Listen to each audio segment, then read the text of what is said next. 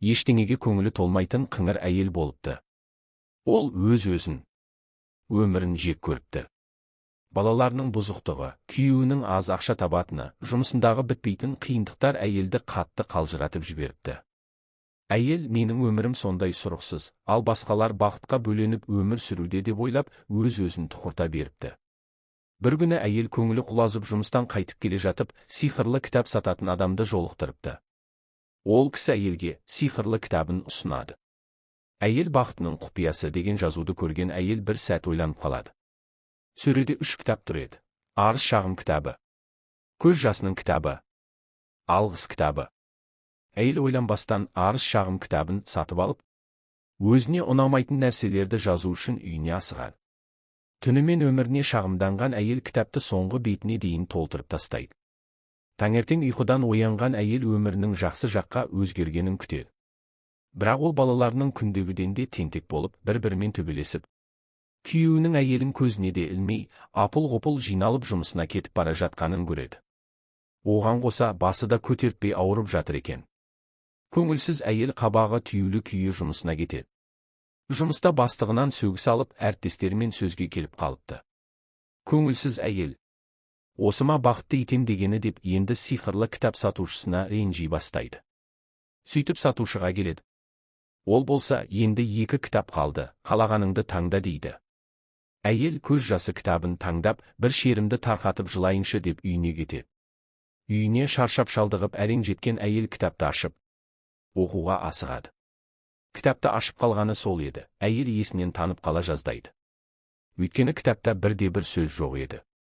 Кинодағыдай өзіне бейтаныс адамдардың өмірі көз алдынан өтіп жатады. Алдымен әйел жалғыздықтан жапа шеккен адамдарды көреді. Біреуі өмір бойы тұрмыс құра алмаған әйел болса, екіншісі күйеуінен ерте айырылып, жесір қалған жас келіншек. Бұл әйелдер күйеуімен бір күн бірге болу үшін қолындағы бар алтынын беруге дайын еді. Кітаптың 2-ші парағынан ана бола алмаған бақытсыз бейбақты көреді. Таусылмайтын көз жасы, тілек арман, күрделі ота, жанға батқан ауру, түңілу, күту. 3-ші парақта жазылмайтын дертке шалдыққан адамдардың тағдыры әйелдің көз алдынан өтіп жатады. Біреуі әр тыныстаған сайын жаны қиналса, екіншісі өмірінің соңғы сәтін жақындарымен өткізіп қалуға тырысуда, 3-шісі жақсылықтан күдер үзіп кереуетте сұлық түсіп жатыр еді. Қолы дірілдеп, көмейіне өксік тығылған әйел кедей, үй күйсіз. Аш жалаңаш, өлім аузында жатқан, соғыстың қақ ортасында жүрген адамдарды көрді. Кітапты жапқан әйел өкіріп жылап жіберді. Жылаған сайын жүрегі тазарып, жақсы нәрсе ойлай бастайды. Маған көп байлық беріліпті, қалайша қадірін білмегем депті әйел өзіне өзі. Таң ата салысымен әйел әлгі сатушыға қайта келіпті. Сатушыдан кешірім сұрап, кетуге ыңғайланғанда сатушы оған 3-ші кітапты ұсыныпты. Бұл алғыс кітабы еді. Кітапты алған әйел 1-ші бетін ашып, оған ең данышпан, ең мейірімді сатушыға өмірімді өзгерткені үшін рахмет айтамын деп жазыпты. Осылайша жүрегі жылылыққа толып, көңілі алып ұшқан әйел үйіне келіп, көз жасын сығымдап отырып, алғыс кітабын толтыра беріпті. Ойлап қараса, өмірінің тәтті сәтімен алғыс білдіруге тұратын адамдар шексіз көп екен. Таңертең ұйқысынан оянған әйел сықылықтап күлген балалар мен жанары нұрға толған күйеуін көреді.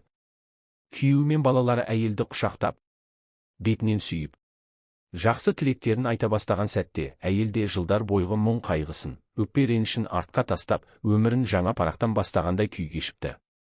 Міне әйел бақыты дегеніміз осы. Өміріңізге риза болмай өзіңізді, айналаңызды жек көрсеңіз, жүрегіңіз де тыныш болмайды. Ал жақсы сөзбен алғысты қаншалықты жиі айтсаңыз, өміріңіз тыныштыққа, бақытқа, сәттілікке толады.